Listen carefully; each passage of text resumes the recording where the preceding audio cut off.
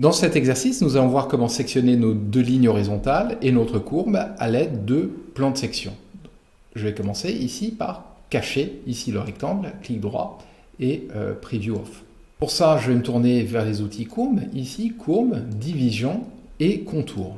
Donc Create a set of curves contour, ici. Donc la ligne, la courbe qui va être donc sectionnée, il s'agit donc, on va commencer par celle-ci, donc la ligne horizontale supérieure, ici, que je connecte.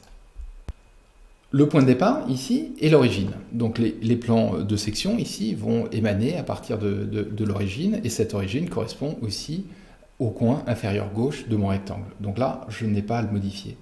Le N correspond à la normale au plan de section.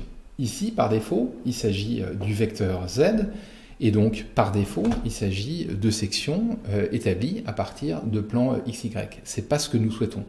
Nous souhaitons obtenir des sections à partir de plans YZ. Donc pour ça, la normale au plan YZ est le vecteur X. Pour trouver le vecteur X, je me tourne vers vecteur, donc ici, et ensuite vecteur, et je cherche unit Z, et je le connecte ici à N. Reste maintenant à préciser la distance entre chacune de ces sections. Donc pour ça, je vais créer un curseur, je me tourne ici vers param, ici input number slider, et je viens le positionner ici. Pour l'éditer, clic droit, ici edit. Et ces sections vont être espacées entre 5 cm, disons, et 20 cm. Donc pour ça, min ici, donc les unités sont en mètres, 0.05 ici, et le max 0.2. Et ici, j'accepte. Je peux maintenant connecter ici ce slider, ce curseur, à l'entrée D. Pour modifier la valeur du curseur, possibilité ici de venir glisser ou double-cliquer et saisir une valeur directement. Donc celui-ci, ici, est à une précision de 1 millième. Pour modifier ça, j'effectue ici un clic droit, Edit à nouveau, et donc là, il s'agit d'un nombre, un floating point, un nombre réel, ici, à 3 chiffres après la virgule. Et donc là, je le ramène à 2 chiffres après la virgule. Nous pouvons dupliquer ce composant pour la ligne inférieure et pour la courbe. Donc pour ça, je le sélectionne, donc possibilité de faire un CTRL-C, CTRL-V. Pour ma part, ici, je le sélectionne, je commence à le déplacer et j'appuie sur la touche Alt, ici, et là, je viens connecter la courbe ici à l'entrée C. Lorsque je copie un composant, donc les entrées sont copiées. Donc ici, l'entrée qui correspond donc à la normale au plan de construction est maintenue, chose qui est cohérente ici. De la même manière, la distance est la même. Donc là, je vais faire la même chose ici et dupliquer à nouveau ce contour pour venir le connecter ici, donc à la courbe inside qui est ici. Je vais maintenant apporter des annotations ici, donc ici groupe, donc ici il s'agit des points ligne sup, ici. De la même manière ici pt ligne inf.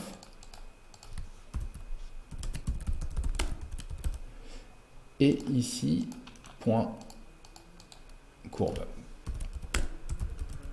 Allez, milieu. Je peux même les réorganiser, ici, donc milieu, ici, inférieur. À ce stade, je peux créer la polyligne qui va relier donc chacun de ces points. Pour ça, je me tourne ici vers Curve, ici Curve, Spline et Polyline. Et donc là, l'ordre de connexion va avoir son importance. Donc le premier point va être l'ensemble des points de la ligne supérieure, je les connecte. Et là, pour rajouter une connectique, donc là, si je connecte, je déconnecte, c'est pas ce que je souhaite. Donc ici, j'appuie sur la touche Maj, Shift ici, pour rajouter une deuxième connexion, puis une troisième connexion ici. Si maintenant, ici, je zoome dans cette région, ici, je réalise qu'il y a un léger problème, et notamment le dernier point, ici, qui est exactement confondu avec le coin supérieur droit, ici, n'est pas inclus. Donc pour ça, je vais augmenter ici juste un tout petit peu la longueur du mur, ici, pour éviter ce problème d'imprécision. De De la même manière, ici, nous pouvons constater un problème ici avec la première section qui n'est pas ici sur le plan XZ, ici confondu en fait dans cette vue avec l'axe des Y.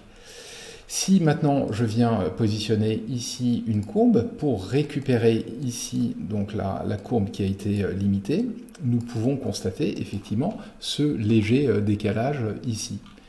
Donc pour ça, nous avons la possibilité de préciser le plan dans lequel se trouve l'outil de section. Donc ici, il s'agit du rectangle, le rectangle qui vient sectionner cette courbe, et préciser le plan dans lequel celui-ci a été dessiné.